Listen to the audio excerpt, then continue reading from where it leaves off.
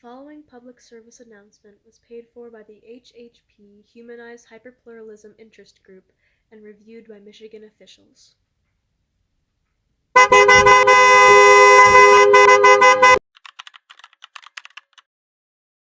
Think about the last time you were in a traffic jam. Lines of cars as far as the eye can see, all trying to get to their destination on the same road, time ticking away as you move at what feels like a snail's pace. Then, right as you're about to reach your destination, bam! The light turns red. Wouldn't it be so much easier if everyone was in the same vehicle? This is exactly how hyperpluralism affects our government. Think of each of the cars as a person, and the destination as a change they'd like to see on the federal level.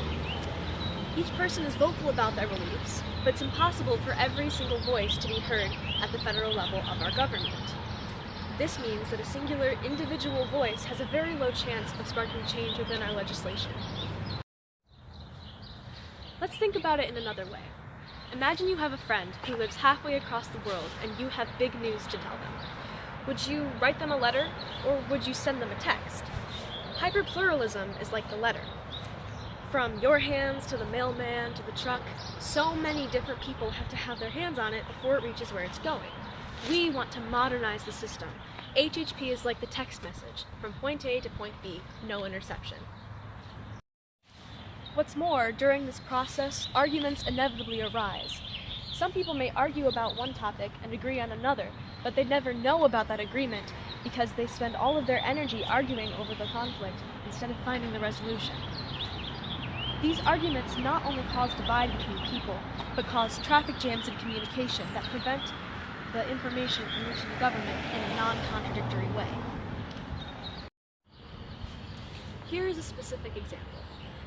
Many American citizens support a woman's right to her own body, and therefore her access to abortion. To get the government's attention, these people have organized protests around the country.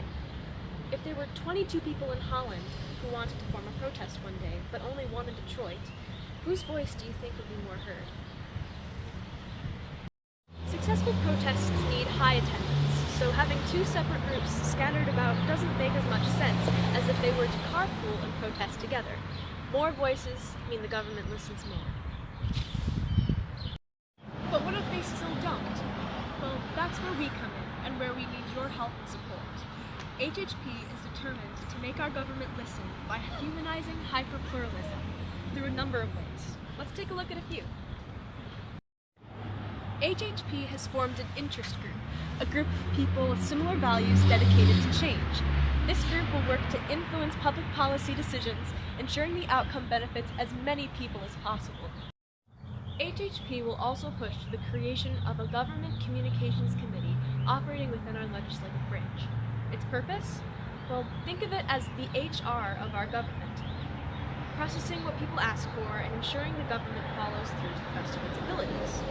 This means that it's very important for everyone to vote, and not just in presidential elections. Midterms influence Senate and House, which will likely become our committee members.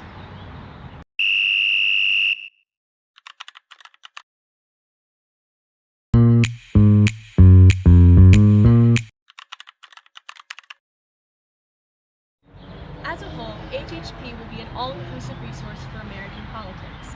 We will provide unbiased information, organize protests, connect people with similar views, encourage everyone to vote, and give the people a voice louder than they've ever had before. With all of that in mind, how can you help? You can join our interest group as we fight for change, spread awareness about our movement, exercise your right to vote, follow us on social media, or donate at our website. And remember, change begins with us.